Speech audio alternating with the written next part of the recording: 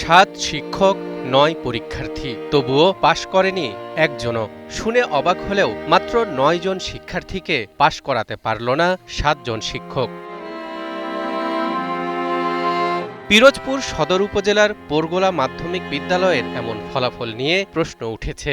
এবার বিদ্যালয়টি থেকে নিয়মিত 8 জন ও 1 জন ক্যাজুয়াল শিক্ষার্থী এসএসসি পরীক্ষায় অংশ নেয়। তবে নিয়মিত 8 পরীক্ষার্থীর সবাই অকৃতকার্য হয়েছে। এটা তো অবশ্যই লজ্জাজনক, কারণ একটা প্রতিষ্ঠান থেকে শতভাগ ফেল, মানে এটা কখনো কারো কাম্য না। যতই খারাপ হোক না কেন, স্টুডেন্ট 10 জন বা 8 জন, 3 জনের ভিতরে 1 জন না 2 জন ভালো থাকেই স্টুডেন্ট।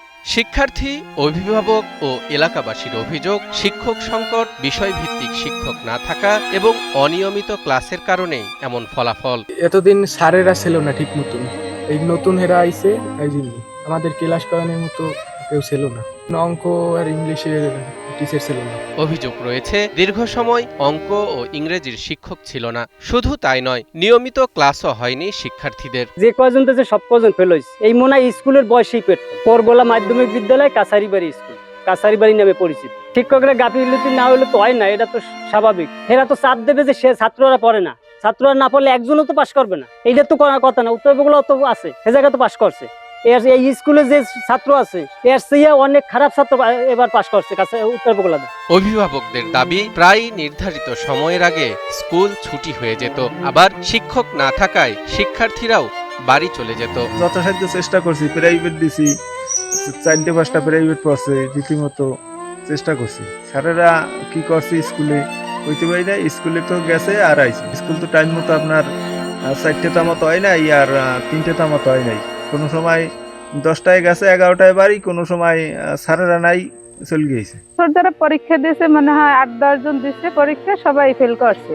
আর সামনে আমার ছেলে যদি পরীক্ষা দিবে, তার ব্যাচে মনে হয় 7-8 জন হবে বা 10 জনই হবে। কিন্তু তারা শিক্ষকরা বলছে যে সামনে যারা পরীক্ষা দিবে তারাও একজনও পাশ করবে না, এরকম তাদের মন্তব্য। এখন পাশ করবে না তারা তো সেইভাবে ক্লাস নিবে, ছাত্রদেরই করবে, কিন্তু তারাই চাই বলে যে আজকেই বলছে যে সামনে যারা পরীক্ষা দেবে তারাও পাশ করবে না, এমন অবস্থা। তবে ভারপ্রাপ্ত প্রধান শিক্ষক তাসলিমা আক্তার জানান, প্রায় 1 বছর শিক্ষক সংকট ছিল। বর্তমানে 7 জন শিক্ষক রয়েছেন। পাশাপাশি শিক্ষার্থীদের নিয়মিত ক্লাস না করার বিষয়টিও রয়েছে। এই যে স্টুডেন্টরাই ক্লাস মোটে করে না, কত ওদের হাত পাও ধরে কত কিছু বলছে, আর ঠিকমতো স্কুলেই আসে না। বাপ মাদেরও দায়িত্ব আইনে আমরা বলছি যে আপনাদের ছেলেমেয়েরা দেখেন পড়ে না, এরকম মিটিংও করছে, কিন্তু কোনো কাজ হয় না। এরা পড়েই নাই, এরা স্কুলেই আসতো না। 25 সেপ্টেম্বরে আমরা এই 3 জন পাইছি, আর আপনার ফেব্রুয়ারিতে 1 জন পাইছি। এই 4 জন টিচার পাইছি, আর 3 জন আমরা আগে ছিলাম। আগামী বছর ভালো ফল পাওয়ার আশায় সবাই মিলে বিদ্যালয়টির সমস্যা বিবেচনা করে তা সমাধানের চেষ্টা করছেন বলে জানান পিরোজপুর জেলা শিক্ষা অফিসের সহকারী পরিদর্শক শোভন দাস। 8 জন পরীক্ষার্থী ছিল, একজনও পাশ করতে পারেনি। আমরা যোগাযোগ করে জানতে পারলাম যে ওই প্রতিষ্ঠানে এনটিএসসি বা শিক্ষক, ইংরেজি আর গণিতের শিক্ষক নেই।